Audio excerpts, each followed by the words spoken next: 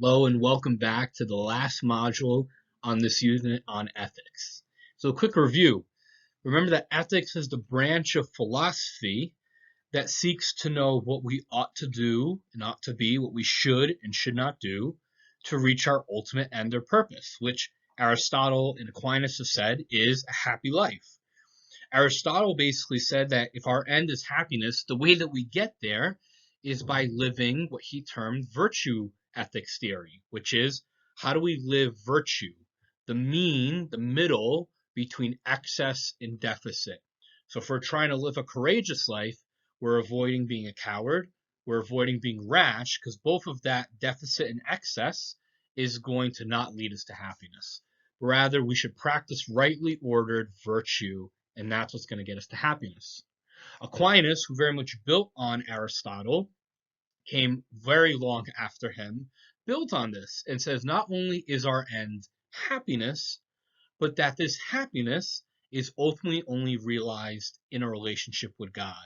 That by knowing and loving God, we will reach this happiness, this perfect happiness, which will ultimately be attained in heaven. How do we do that? Not just by living virtue, but by being aware that we are both a body and a soul, that the soul is the rational part of our being, that the body enacts that rational part through our actions and decisions that should be virtuous, and that these actions are governed by law, that law and ordinance of reason for the common good, that all good and reasonable laws are rooted in the natural law, which is rooted in eternal law, the ordinances and the rules that God put into place when he formed existence to keep it from going into chaos. So ethics, according to Aristotle and Aquinas, we might refer to as the classist trend in Western philosophy. The classists are those who built upon Plato and Socrates and Aristotle and their thinking, is that let's work towards happiness, let's do it through virtue, and let's do it through reasonable laws. C.S. Lewis, you might have heard of him famously as the author of the Chronicles of Narnia. And while he's not thought of in a strict sense as a philosopher, the reason he's included here is because many of his works deal with this classicist philosophical tradition. In other words, he reflects a lot of Socrates, a lot of Plato, a lot of Aristotle, and whether he realizes it or not, a great deal of Aquinas, especially in Aquinas' teaching on the natural law.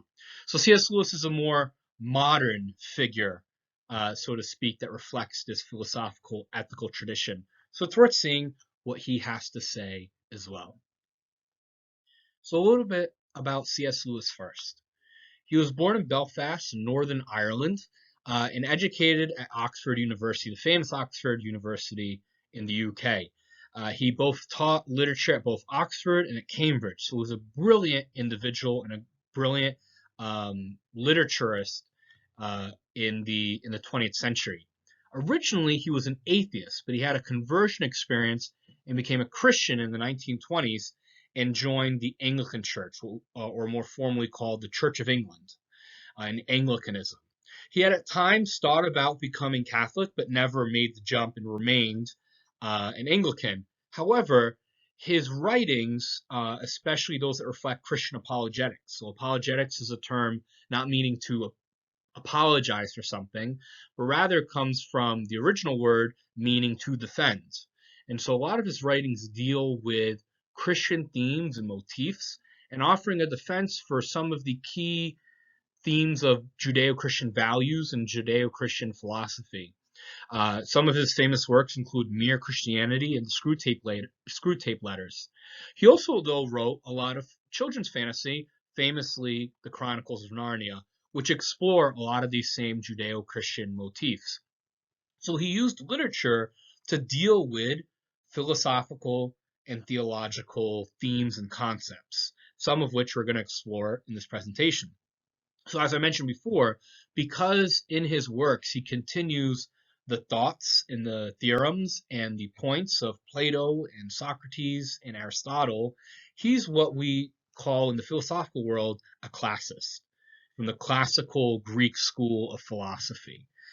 So we think of the theory of forms, virtue ethics, this idea of the natural law, all of this is really using the Socratic method, Socratic dialogue. All of these are telltale signs of a classist. And that's what C.S. Lewis was.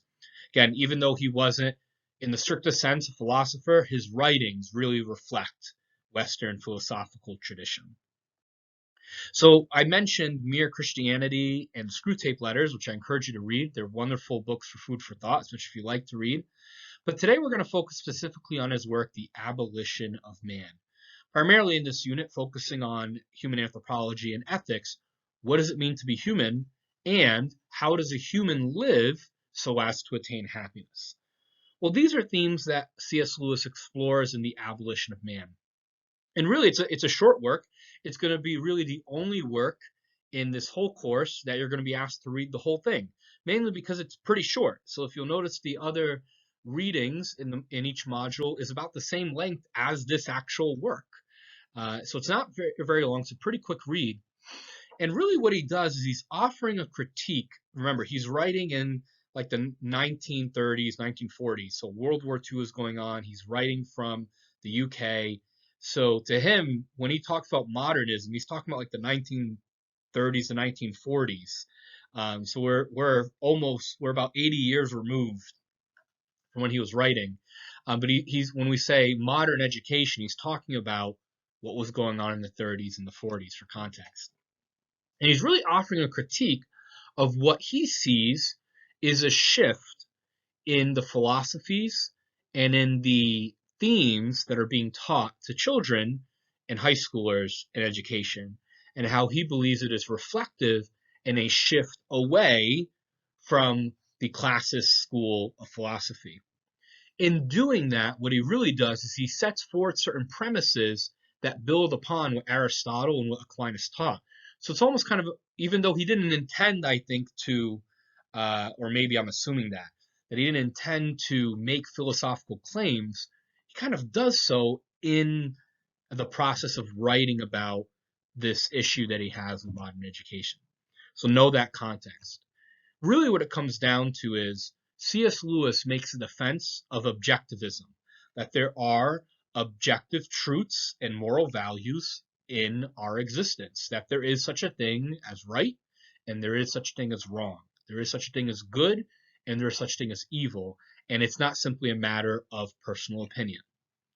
As opposed to subjectivism, which would be the view that everything is kind of left up to the individual person. It's all up to perspective. It's all relative. That's where we come from the term relativism. A point or a truth is relative to you. And so it can change from person to person. So a simple way to remember this is objectivism stays firm. Subjectivism is about change. It constantly changes. It's a very simplistic way, but it could be a simple way to remember it. The main topic of his books, he uses a lot of pseudonyms, so terms as cover terms that he uses in place of the actual names and terms. So he critiques what he calls the Green Book, that he says is written by Gaius and Titius. So Gaius and Titius aren't real names, they're pseudonym names for the actual authors of this writing book for secondary education. And that it had a different name, but he gives it the name Green Book for his paper, even though it had a different name. And what he's arguing is that you can see how this subjective agenda is being kind of forced on children in education, because this textbook is really about how to write. It's not about subjectivism or objectivism. It's supposed to be about how to write well. But in the examples that these authors use, who he calls Gaius and Titius, they're trying to push an underlying agenda. And he brings this to light through kind of in the second paragraph of the first page, you're going to see about how Gaius and Titius critique this individual called Coleridge. And Coleridge had written another book in which he gives this example of a waterfall. That there's an individual looking at a waterfall and he calls the waterfall sublime. In other words, beautiful. It's too beautiful for words. It's sublime. And that he notices that Gaius and Titius in critiquing Coleridge talks about how Well, when he calls the waterfall sublime, he's not actually saying that the waterfall is sublime. He's expressing his own feeling. Now, that might seem like really semantical to us. But C.S. Lewis points out that there's a nuanced point there that shows is way more profound than we realize. By saying that, when Coleridge talks about an individual saying that the waterfall is sublime, and saying that he's just talking about his own feeling, what Lewis says that Gaius and Titius are doing is he's saying that that waterfall does not have an intrinsic value. In other words, to say the waterfall is sublime is to say that it is objectively sublime. It is objectively beautiful. That is a value that that waterfall has, regardless of anyone's opinion. By saying that that person was just expressing a personal feeling, they're relegating the idea that the waterfall is beautiful or sublime to an opinion. It's just that guy's opinion that it was beautiful. It was just his feeling that it was beautiful. The waterfall may or may not actually be beautiful. That, to Lewis, is an example of subjectivism trying to overtake objectivism. The objective approach would to say the waterfall intrinsically is sublime, it's beautiful, it has as its value objectively, it's true, and no one can take it away, that waterfall is by its nature beautiful and sublime. To say that that guy was just expressing a feeling is to say otherwise, and that's a subjective approach. And in the process, and more importantly, he argues that by doing this, Gaius and Titius are saying feelings don't matter. It only matters what we can understand through our reason and can rationalize. Feelings are not a good thing. So in other words, if you have an emotion about something, that doesn't tell us anything. Emotions aren't a source of information for what is good and true and beautiful. Lewis would argue the opposite. He would say, no, if you omit emotions, if you say emotions and feelings aren't important, you're dehumanizing people. It is an important part of human nature to say that we have emotions. Emotions tell us something about objective reality, about objective truth. So ultimately, it's a long way of saying that his book is going to focus on how we need to avoid the subjective trends in the world, refocus on what is objectively true in the world, and that if we're able to hold on to these objective moral values, we will ultimately have a successful society.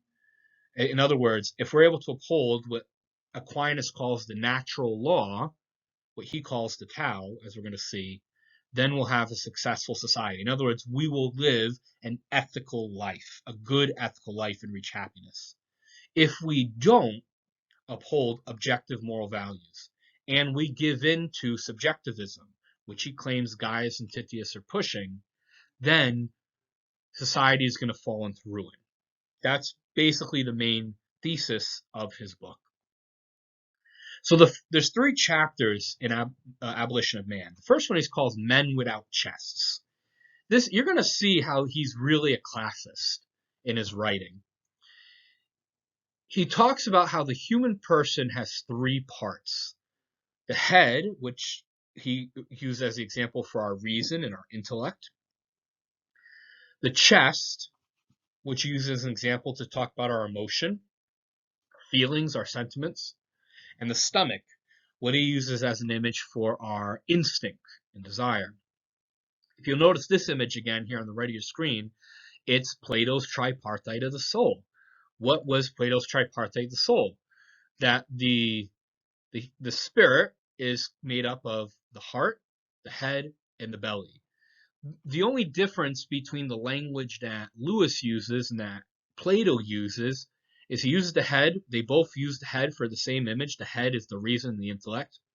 The belly or the stomach is our desire. The heart is the equivalence of Lewis's chest. So essentially, he reiterates Plato's tripartite soul, that we are individuals with intellect, emotions, and desires, and that these 3 things make us human. He talks about this in his first couple pages after he gets through the Coleridge issue. And basically what he's doing the first few pages is explaining how Gaius and Titius are kind of crossing the line and doing something in their work that a book about how to write isn't supposed to do. They're pushing an agenda, in his opinion, that a writing book shouldn't be doing. But then he starts unpacking what they're talking about. And he starts talking about how they're moving away from these traditional values. And then that's when he gets into, well, this is what humans really are. They have a head, reason, a chest, emotions, a stomach, instinct, or desire. You see it's in chapter 1, page 11 of the version that you'll have to read. It says the head rules the belly through the chest. It's his way of explaining these three parts. Why is this so important? Because if we put undue emphasis, as he claims the Green Book does, on the head, our reason, and the stomach, our instinct, and we ignore emotion or the chest, what we're essentially doing is we're dehumanizing people.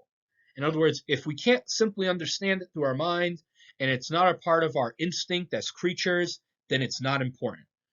But the chest, the emotion, the sentiment is what separates us. The fact that we can see a waterfall and know that it's beautiful. There's no algorithm for that. There's no equation that says X plus Z equals beautiful. And if a waterfall has X and a waterfall has Z, then it's beautiful. There's something deeper as to why it's beautiful, because it's also not simply left up to perspective or opinion. What he argues is this: the waterfall is beautiful because it is. It's beautiful just because it is. A waterfall, by its nature, is a beautiful sight. There's no one that looks at a waterfall and isn't in some way, shape, or form amazed by it. That's not something simply that can be explained by the intellect. And that's not something simply that can be explained through instinct and desire. There's something deeper to that. And so he cautions us and he says, yes, we need the head. Yes, we need the stomach, but we need the chest too. We can't simply poo-poo feelings, emotions, and sentiments. We have to pay attention to them.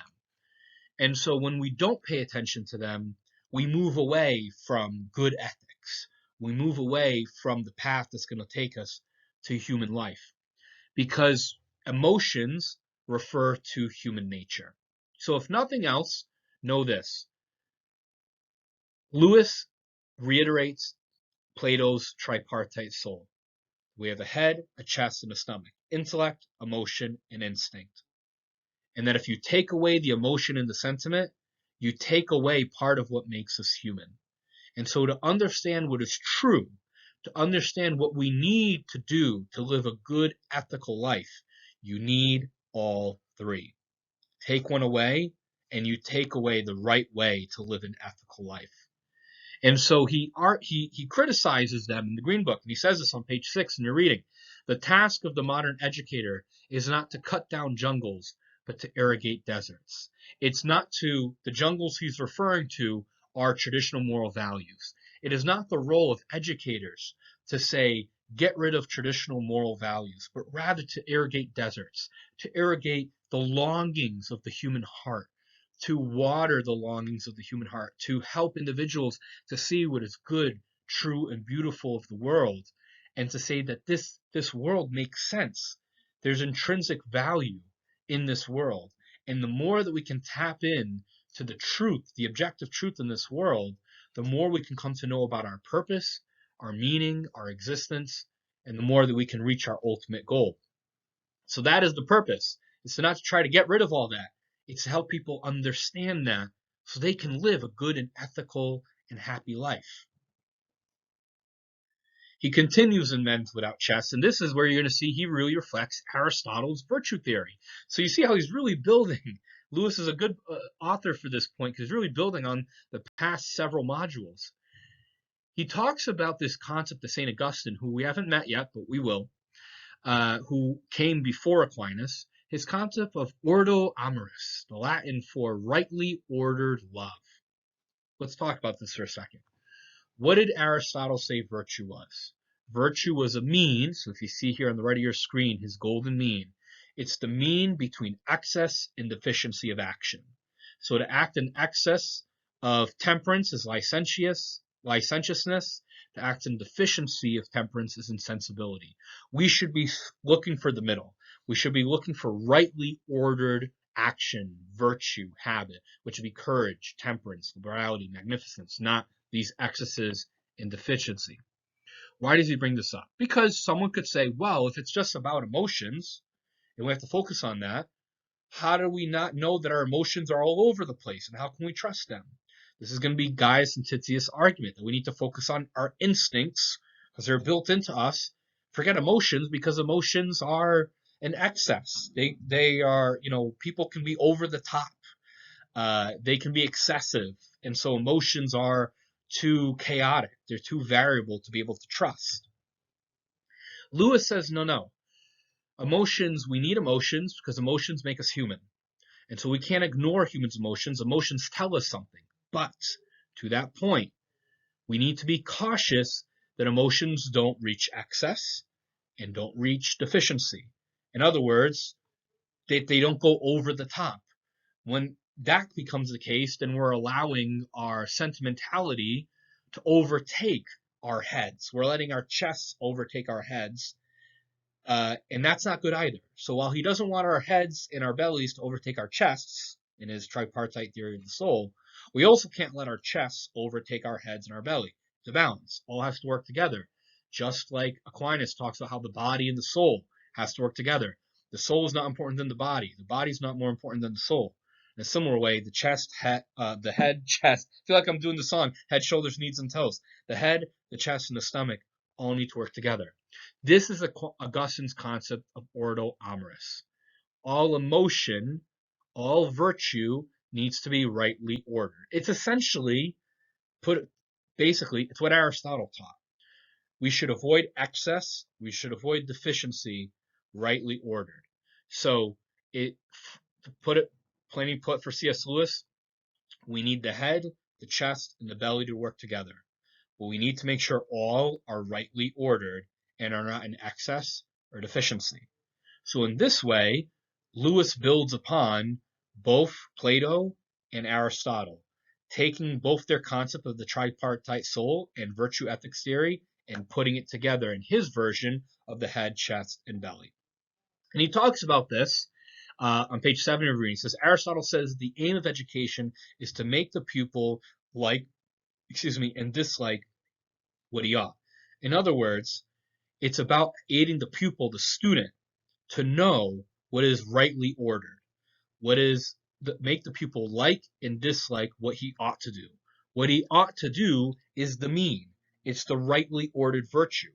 He's basically saying the role of education is supposed to aid students to avoid excess and deficiency, to build the rightly ordered habits that are in the middle, so that they can follow those in their head, in their chest, and in their belly, so they can use their head, chest, and belly the right way. So another way put, the way that we reach ethics according to Lewis is by using our head, our chest, and our belly the right way, in the mean, avoiding excess, avoiding deficiency, rightly ordered. By stating that and saying that there is such a thing as a rightly ordered virtue is to claim objective truth. So subjectivism would say there is no mean. There is no excess and deficiency. It's all perspective. It's all opinion. The fact that we're saying, yes, there is a mean. There is such a thing as rightly ordered virtue, and there is such a thing as inordinate virtue, excess and deficiency. You're basically saying there's a right way to act and a wrong way to act. The right way to act is the mean of virtue. The wrong way to act is excess and deficiency. Once you've done that, you've drawn a line in the sand. Now, it's not always that clear cut, but for the sake of our explanation, once you draw a line in the sand, that's objective. It's not to say that it's all black and white. There's a lot more depth to it than simply saying it's black and white. But the fact that he says that there is a like and a dislike of what we ought, that there is excess and that there is rightly ordered, is an objective moral value. It's to say that there is a right and a wrong. So he's going to argue for this point that such a thing as right and wrong does exist throughout his writings. And the fact that we need a chest and that it needs to be rightly ordered reflects that. Once he's established his issue with Gaius and Titius and explain what's wrong with it, and saying that we need the chess, that we can't throw out emotion. We just need to make sure it's rightly ordered. He goes into a second chapter on the way. In the way, he tries to understand, all right, I disagree with Gaius and Titius. If I'm putting myself in Lewis's mind, I disagree with Gaius and Titius. Well, let me try to understand where they're coming from. Let me try to understand this vision of the world, of how we're supposed to act and live, to see if I get it. And what he basically says is, for Gaius and Titius, they're saying that our values, our ethics, the way we should act, should be based on our instincts. So just the belly. Well, Lewis says that this fails because he says, well, there are various different instincts, and humans oftentimes have instincts that contradict each other. So that's not a good basis for basing your action on, ethics on. He then says, well, other people have tried. He goes beyond Gaius and Titius. He says other people have tried different ways of understanding how we should act and not act. And he talks about how some people base what we should put our value in, not in instincts, but utility. In other words, something is valuable based on how useful it is. So if a human being is useful to me, then they're valuable. If they're not useful to me, they're invaluable. That's a big issue, says Lewis. Because remember, back to the waterfall. Why is the waterfall beautiful? Because it is. Because waterfalls by their nature are beautiful. If we start applying the idea of useful, well, a waterfall is only as valuable as it is useful to me. Then there's a big problem that occurs because now we no longer accept that things have intrinsic moral value. What's a big version of this that can become very problematic? Human beings are valuable just because they are. We have intrinsic value. We have dignity as human beings just because we're human. When you start moving away from that and saying something's value only comes from its usefulness, well, then what happens with individuals who might be disabled? Individuals who aren't strong, individuals who might be weak or not might be the smartest. Now we're getting to very murky territory, Lewis is going to say, because now those individuals may not be useful. Obviously they are, but in the counter argument, he would say that people who argue value based on utility would say those people are not useful, so we need to get rid of them. Here's the context for what he's talking about. Remember, he's writing around World War II. What is occurring during World War II? The Nazi regime, the Third Reich. Unfortunately, the atrocities of concentration camps where Jews, Catholics, and others, mainly Jews, but other groupings as well, were thrown to concentration camps. They were seen as undesirable, unuseful. And not just Jews and other religions, anyone who was against Nazism, anyone who was deemed to be, quote unquote, in the Nazi terms, defective, disabled, sick, old. Anyone that didn't fit their model of perfect person, the Aryan race. This is Lewis's way of speaking out against that, of saying, no, that's wrong, that's evil. So he's also commenting on what's going on in the world at that time. And he says, this is what happens when you base moral values on anything else but objective moral value. Once you go down the road of everything is perspective, once you go down the road that value is based on something like instinct or utility, people get hurt. We stop looking at humans as human beings. We stop seeing people as having value just because they exist. We need to, in Lewis's point, return to the idea and to the truth, he would put, that everything has an objective moral value just because it is, just because it exists. By understanding those objective moral values, we can reach this ethical life. But if we do it off instincts, like the Green Book says, if we do it off of utilitarianism, like other models have said, we're going to fail. People are going to get hurt. Society is going to be ruined. You see this, him referring in chapter 2, page 18. He says, telling us to obey instinct is like telling us to obey people. People say different things, so do instincts. Our instincts are at war. In other words, instincts are not reliable.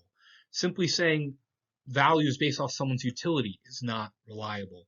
We have to base it off of objective moral values.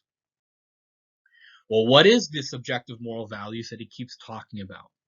In essence, it's the natural law that Aquinas taught. However, he calls it differently. He refers to it as the Tao. We're going to talk about what the Tao is a little bit more in a second. But he says it's not the basis of ethics is not instinct or utility. It's this Tao, the collection of all the objective moral values that can be found through the natural order of existence. And when we reject the Tao, these objective moral values, or we think that they're old news, or they're something no one does anymore, then the idea of that, what moral action is, in other words, that there is such a thing as right and wrong, you can't really justify it. When you don't believe that there is such a thing as right and wrong, then how do you reach our ultimate end? How do you know what you ought to do and ought to be to live a fully human life, to reach our ultimate end of happiness? Well, the subjectivist would say that's going to be different for every person. The objectivist would say, to an extent, that while we might come at it at different ways, there's ultimately certain truths that are true for everyone, and that for us all to reach happiness, we need to live those truths. Otherwise, we won't really reach perfect happiness. That would be the classicist approach to ethics. That would be Aristotle, that would be Aquinas, and that would be Lewis. So Lewis would argue, no, to say that an action is moral is to say there is such a thing as an immoral action. You can't talk in terms of moral and immoral action without accepting there is such a thing as right and such a thing as wrong. Once you accept what right and wrong is, now you're talking in terms of objective truth. If you disregard that, then you disregard moral action. And when as a society we redefine what moral action is, apart from the Tao, from natural law, then we go down the slippery slope of saying, you're not valuable. I can hurt you. I can use you. I can disregard you. We start hurting other people and we start creating justifications for it to be able to make it work. Lewis says, no. It's a very slippery slope. We have to stick to understanding what moral action is and how to attain it through those objective moral values. He talks about this on page 21 in chapter 2. He says, the human mind has no more power of inventing a new value than of imagining a new primary color, or creating a new sun and a new sky for it to move in it. In other words, he says, we have a sun, not because we've all agreed that the sun is what, our solar system rolls around. It's just true that there is a sun. Likewise, the primary colors are the primary colors, red, yellow, blue. We can't make a new primary color because that's what they are. In a similar way, the Tao, these moral values, are just ingrained in our existence. We can't create new ones or redefine them because that's impossible. So again, it goes back to his whole point. The way that we're going to reach ethics, the way that we're going to live an ethical life is by living and accepting these objective moral values. If we disregard them, we're going to go down the slippery slope where we can fall prey to vice, to using people, to not reaching our ultimate end. This leads us to the idea of the Tao. So Lewis uses the Chinese philosophical term of the Tao to summarize objective moral values and virtues found throughout cultures, religions, and nature. The Tao, Lewis explains, is the basic source of all values, including moral values, and even the values that are good in the Green Book, that even if they put forward rational values from the head or biological values from our instincts, that those things are, some of it is true. And so what is true is also a part of the Tao. The Tao is the true way, not instincts, not utility, but the Tao. And that the Tao is what we should turn to for knowing how to live an ethical life, rather than subjective values that fragment the Tao.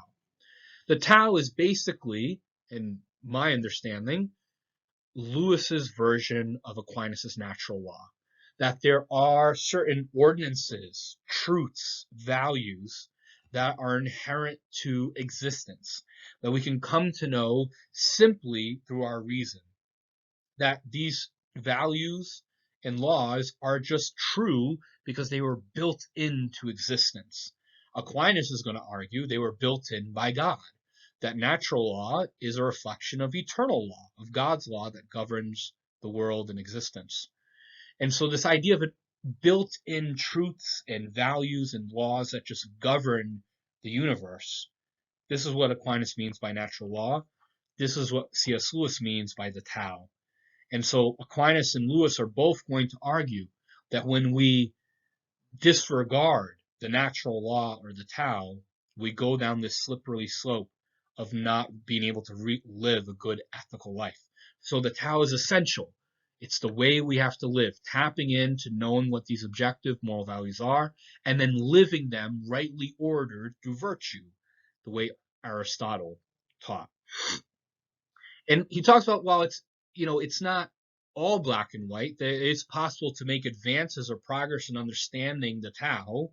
It's beyond us. These moral values are beyond us because as humans we're limited in our reason, but we have to accept the basic principles of the Tao first. He goes into his last chapter called The Abolition of Man, but he talks about this idea of man's conquest of nature. Man's conquest of nature is a phrase he basically uses to talk about scientific progress in his time. Now, he has at the end of his book this whole defense of saying he's not against science. What he's basically saying is this. He's not saying science is bad. Science is good. Aquinas argued for this, that reason and the sciences help us to understand existence more, help us to understand God more. Remember, Aquinas was a proponent of the Socratic method and the scientific method for understanding existence. But he says that this scientific progress can also be used in a disorderly way. While it can be rightly ordered to help us to better understand the natural law and existence, it can also be used in a disorderly way, by which he means those who say they have the intelligence, the ones who say they have the scientific progress, can use that to try to gain power over other human beings, to overpower them. Again, he's hinting at this Nazi idea of the Aryan race. The Nazi regime was very much into scientific inquiry, trying to pure breed this Aryan race. But it was not in a good way, not in a way of using scientific progress to benefit humanity. It was in a way to overpower people, to establish a new truth that ultimately was based on utility and instinct. He talks on page 30 in chapter 3, for the power of man to make himself what he pleases means, as we have seen, the power of some men to make other men what they please. So when we try to play God, when we try to determine what is true, we say we're not going to pay attention to the Tao. We're not going to pay attention to objective moral truth. We're going to define the truth. We're going to create the values. We're going to live the way we want to live. Then that ultimately means we're going to hurt other people. Because to do that is to be selfish, is to be prideful in a bad way. It's to put ourselves over other people. And that's going to dehumanize other people. That's how the concentration camps work. That's how Nazism was tried to justify it to their own people. They first dehumanized the Jewish people, got the German people in the Nazi regime, or tried to get them to see Jews not as humans. Once they were able to do that, then they could justify concentration camps. Now, you and I, hopefully clearly, would know that that's ridiculous. That is a tragedy. That is an atrocity. Should never be done. It is unspeakable. But when you dehumanize people, when you try to rewrite objective moral values, then we use people for our own means. That can be a very bad thing. That can lead to things like concentration camps. It's a slippery slope. So what does Lewis do to try to explain this? He paints this image of a dystopian, broken down society that he basically says this is what he thinks society will become if we go down this road of trying to rewrite or reject the Tao. And he says, if we go down this road and say objective truth isn't real, and which in itself is an oxymoron, because to say that truth isn't real is to proclaim a truth. Think about that for a second. Take your time. To say that truth doesn't exist is in itself to proclaim a truth. To say that there is no truth, it's just opinion, is to proclaim a truth. So you can see that this is a self-refuting concept. Well, we buy it as a society. And Lewis says if we do buy it as a society, what's ultimately going to happen is a society in the future will have a small elite group of what he calls conditioners. People who say, well, there's no reason for the chest. All you need is the rational utility and the instinct, and that's what should govern us. And this small select group of individuals who he calls conditioners will try to control human population and their desires. In other words, rather than allowing people through their own reasoning, emotions, and instincts to come to understand the natural law and the Tao, they're going to say, this is what you should believe, and force them to do it. It will not be a free society, but one where you're made to believe, told what to believe. And he says, when we do that, we're not going to be a free society. We'll be controlled. What is true will be created for us, rather than actually trying to understand what is true. This is ultimately, again, as I've been alluding to, what Lewis alludes to as the problem of fascism during his time. However, he also gives a warning that this issue could infiltrate any form of society, communism, democracy. Any form of society can be overcome by this idea of the select few people deciding this is what's true. We are going to play God and determine what is right and what is wrong, and you have to believe it, as opposed to allowing people to use their heads, their chests, and their bellies to come to grasp the truth, objective truth that is all around them in the natural law, in the Tao. We see him discuss this in chapter 3, page 31. But the man-molders of the new age will be armed with the powers of an omnicompetent state and an irresistible scientific technique. We shall get at last a race of conditioners who really can cut out all posterity in what shapes they please. In other words, if we go down the road of rejecting the Tao, we're going to have these elite individuals that are going to shape, that are going to turn life, existence, posterity into whatever shape they please. They're going to try to create truth. They're going to try to redefine objective moral value. They're going to try to create their own Tao. But the problem with that is it won't be real.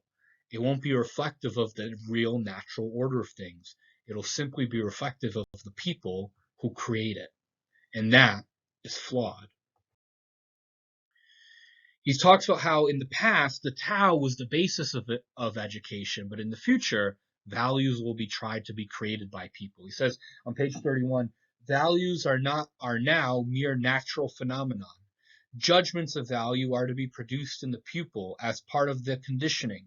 Whatever Tao there is will be the product, not the motive of education. He's talking essentially of how in the future, if we abandon objective moral values, there will be people that will tell us what to believe for us, that will tell us, to condition us to accept their agenda, according to Lewis, that really this is right and this is wrong. And what used to be right and wrong is, even though it's based in the Tao, is no longer true. But they'll call it the Tao to condition people to buy in to their new set of beliefs. The very dystopian image that Lewis puts forward. But it's a warning sign. Ultimately, all of this that Lewis is talking about is a warning to say we cannot move away from objective moral value. We cannot move away from the idea that there are rightly ordered virtues. We cannot move away from the idea that there is a natural law, because those things are what hold existence together. Those things are what make us human. And without those things, we will never be able to reach happiness. We will never be able to reach our end, which is what ethics is trying to figure out. And he says, when we do this, when we reject the Tao, when we reject the natural law, when we reject virtue and rightly ordered virtue, and that such a thing exists, when we reject human nature, the fact that we have reasons, emotions, and desires, then we'll have abolished human nature. We'll have redefined what it means to be human, and in the process destroyed human beings. In this, he makes this claim then in chapter 3, page 33. Man's final quest then has proved to be the abolition of man. That in trying to be innovators of a new way of life, and trying to condition people to new truths in order to reach this new way of life that's better, that we claim to be better, in the process, what we've actually done is destroyed our way of life and destroyed man. And that's where the title of the book, The Abolition of Man. So in conclusion, what do we draw from this in light of this topic of ethics? If we take Aristotle, Aquinas, and Lewis together, it is simply put as this. What is the point of ethics? What should, or how do we know what we should and should not do to reach our purpose? How do we know what we ought to be and ought to do to reach our purpose? Well, first, according to Aristotle, we need to know our purpose, and our purpose is happiness. And the way that we reach that is through rightly ordered virtue, that there is objectively rightly ordered virtue. And that virtue, those actions need to be ordered, as Aquinas says, by law. But just laws. Laws are rooted in the natural law, that in the objective moral values that just exist throughout existence, throughout reality. Lewis's abolition of man amounts to a warning. If we reject what Aristotle says, if we reject what Aquinas says, if we reject virtue, we reject human nature and emotion, and we reject the natural law of the Tao, then we will not reach our ultimate end. We will fail in ethics, and we will destroy what it means to be human. So conversely, we need to go down the path of accepting and living and discovering the natural law, the Tao, of living virtuous life. And when we live the natural law, when we live the virtuous life, we will live a successfully ethical life and reach happiness. And that, according to Lewis, Aquinas, and Aristotle, would be the way to approach ethics correctly in the classist tradition.